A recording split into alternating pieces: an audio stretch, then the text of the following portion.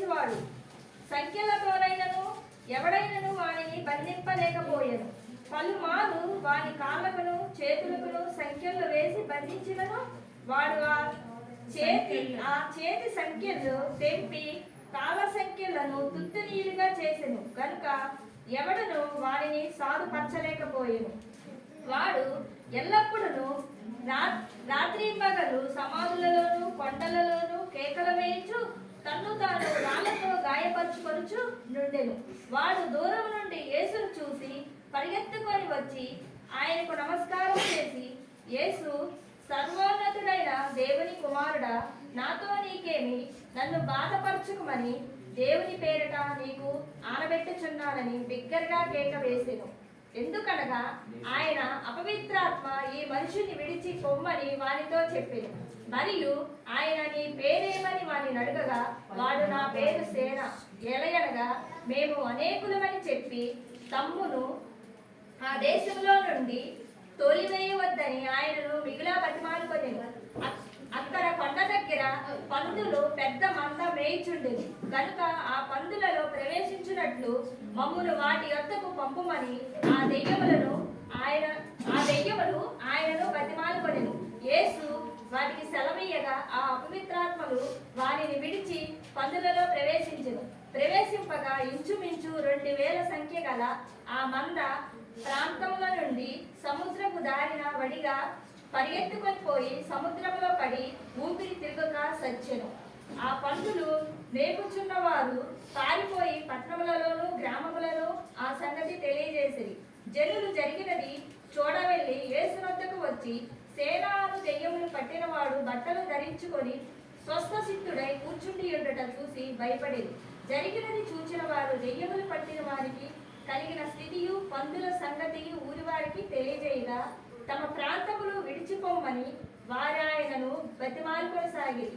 ఆయన దోణి ఎక్కినప్పుడు దెయ్యములు పట్టినవాడు ఆయన యొద్దకు తన్ను తెమ్మననిమ్మని ఆయనను బతిమాలుకునేది గాని ఆయన వారికి సెలవుగా, నీవు నీ ఇంటి వారి యొద్దకు వెళ్ళి ప్రభువుని యందు కనికరపడి నీకు చేసిన కార్యములన్నిటిని వారికి తెలియజెప్పమనెను. వాడు వెళ్ళి యేసు తనకు చేసినవన్నీ దేవబోధిలో ప్రకటింపగా అందరూ ఆశ్చర్యపడేది.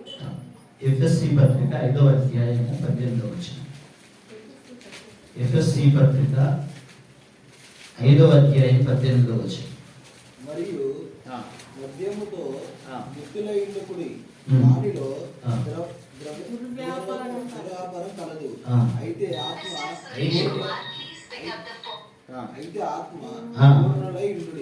ఆత్మ పూర్ణులై ఉండుడి. చిన్న ప్రార్థన చేసుకుందాం. చదవబడిన వాక్య భాగం కొరకు చిన్న ప్రార్థన చేసుకుందాం. దయగలిగిన తండ్రి, కృప కలిగిన మా దేవ, మీ నామము వందనాలు.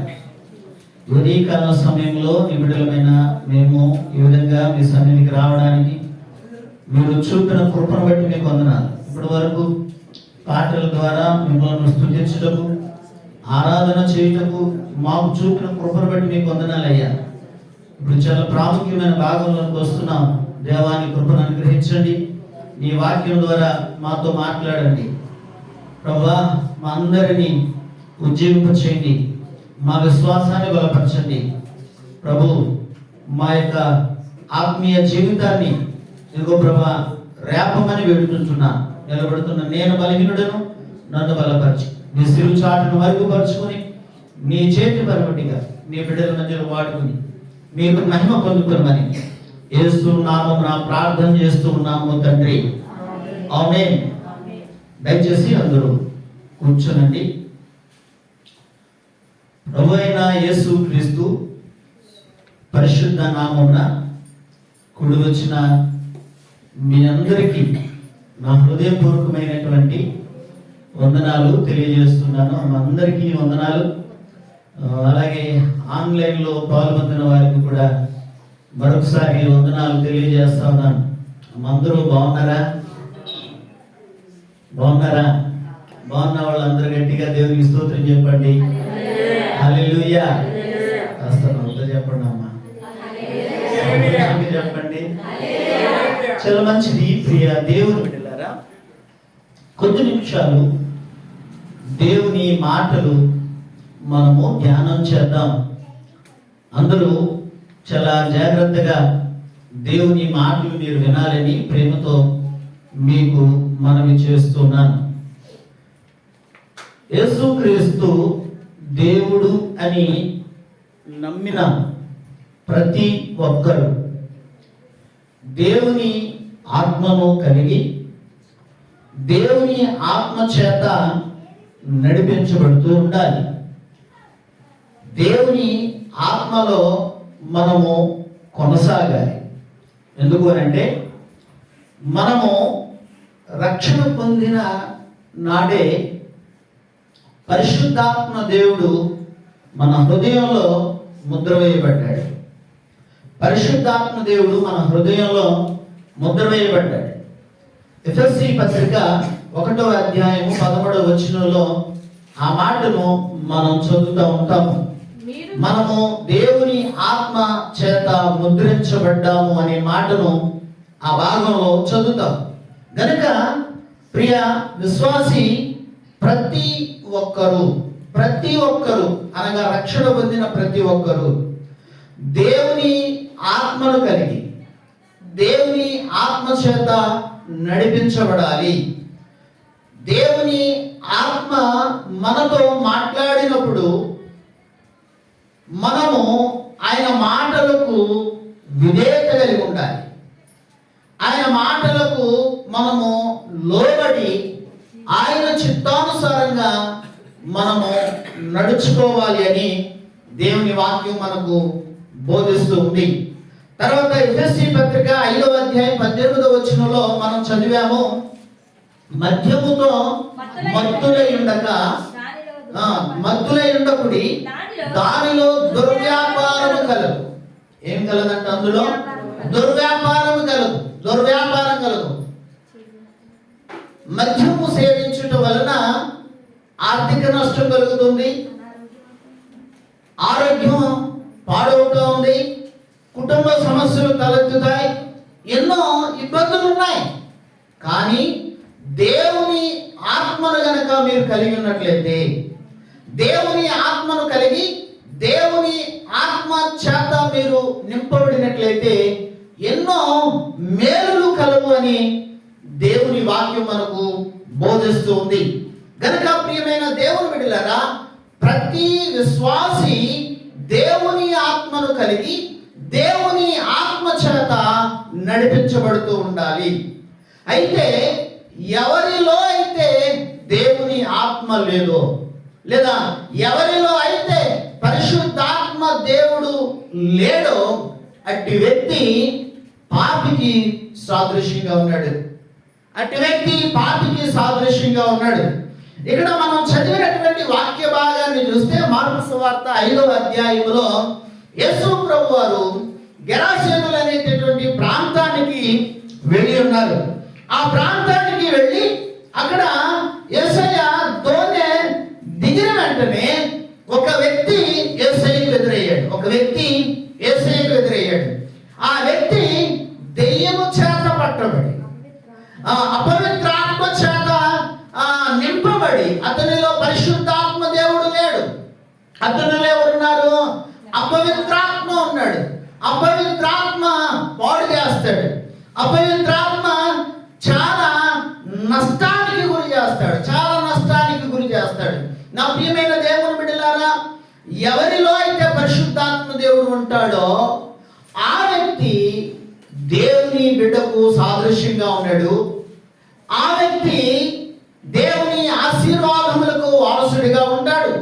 అయితే ఎవరిలో అయితే పరిశుద్ధాత్మ దేవుడు ఉండడో ఆ వ్యక్తిలో అపవిత్రాత్మ ఉంటాడు. ఆ వ్యక్తిలో అపవిత్రాత్మ ఉండుట మాత్రమే కాదు, పాపం ఉంటుంది. ప్రియ దేవుని బిడ్డలారా, ఆ పాపము లేదా ఆ అపవిత్రాత్మ ఆ వ్యక్తిని ఎన్ని విధాలుగా పాడు చేయాలో అన్ని విధాలుగా ఆ అపవిత్రాత్మ ఏం చేస్తాడు అని అంటే పాడు చేస్తాడు.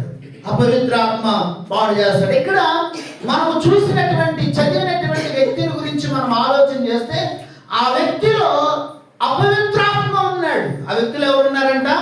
ఆ వ్యక్తిలో అపవిత్రాత్మ ఉన్నాడు. ఆ వ్యక్తి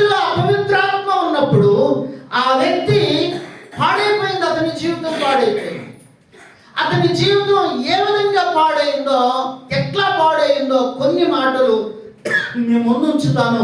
చాలా జాగ్రత్తగా మీరు వినాలని ప్రేమతో మీకు మనవి చేస్తూ ఉన్నాను. అయితే ఆ యేసు ప్రభు దగ్గరకు వచ్చిన వ్యక్తి, అపవిత్రాత్మ పట్టినటువంటి వ్యక్తి, ఆ అపవిత్రాత్మ పట్టినటువంటి వ్యక్తి ఏ విధంగా పాడైపోయాడు అంటే, మొదటిగా వాడు శారీరకముగా పాడైపోయాడు. ఎట్లా పాడైపోయాడు? శారీరకముగా పాడైపోయాడు. వాడు శారీరకముగా పాడైపోయాడు. ఒకసారి ఒక మాటను చదువుదామా? ఇదే మార్కు సువార్త 5వ అధ్యాయము 5వ వచనంలో మనం చదివినట్లయితే, వాడు ఎల్లప్పుడూ రాత్రింపగళ్ళు సమాధులలోను ఆ కొండలలోను కేకలు వేయించు తన్ను తాను రాళ్లతో గాయపరుచుకొనుచు ఉండెను. చాలు నా ప్రియమైన దేవుని బిడ్డలారా, ఈ అపవిత్రాత్మ పట్టినటువంటి వ్యక్తి వాడు ఎక్కడ ఉంటా ఉన్నాడు? ఊరిలో ఉండట్లేదు, వాడు ఇంట్లో ఉండట్లేదు. వాడు ప్రియ దేవుని బిడ్డలారా, వాడు ఎక్కడ ఉంటా ఉన్నాడు అంటే ఊరి బయట ఉంటా ఉన్నాడు. ఆ ఊరి బయట సమాధులలో ఉంటా ఉన్నాడు. వాడు ఎక్కడ ఉంటున్నాడు? వాడు సమాధులలో ఉంటా ఉన్నాడు. మనుషులతో వాడికి సంబంధం లేదు. అక్కడ చనిపోయిన వారితో సంబంధం వాడికి. ఎవరితో సంబంధం? చనిపోయిన వారితో సంబంధం. ప్రియ దేవుని బిడ్డలారా, దేవుని బిడ్డలైతే, విశ్వాసి అయితే విశ్వాసితో సహవాసం చేస్తారు. ఎవరితో సహవాసం చేస్తారు? విశ్వాసితో సహవాసం చేస్తారు. దేవుని బిడ్డలకు దేవుని బిడ్డలే స్నేహితులు అవుతారు. దేవుని బిడ్డలే స్నేహితులు అవుతారు. దేవుని బిడ్డలకు దేవుని బిడ్డలే బంధువులు అవుతారు. దేవుని బిడ్డలే రక్త సంబంధులు అవుతారు. అదే అవిశ్వాసులకైతే ఎవరు బంధువులు? ఎవరు బంధువులు? ప్రార్థన చేసే బంధువులు ఉండరు వాళ్ళకి. ప్రార్థన చేసే స్నేహితులు ఉండరు వాళ్ళకి. వాక్యాన్ని చదివే స్నేహితులు ఉండరు వాళ్ళకి. ప్రియ దేవుని బిడ్డలారా, ఈ ఉదయకాల సమయంలో ఒకసారి మనల్ని మనం పరిశీలన చేసుకుందాం. మన ఆత్మీయ జీవితాన్ని ఒకసారి ప్రశ్నించుకుందాం. ఈ ఉదయకాల సమయంలో నీ స్నేహితులు ఎవరు?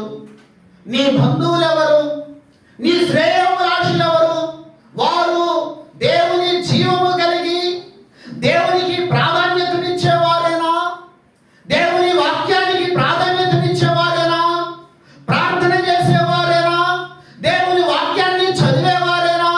దేవుని మందిరానికి వెళ్ళేవారేనా? దేవుని మందిరానికి ప్రాధాన్యతనిచ్చేవారేనా? సమాజంలో అనగా బ్రతికి ఉన్నటువంటి వారిలో ఈ యొక్క దెయ్యము పట్టిన వ్యక్తి లేడు.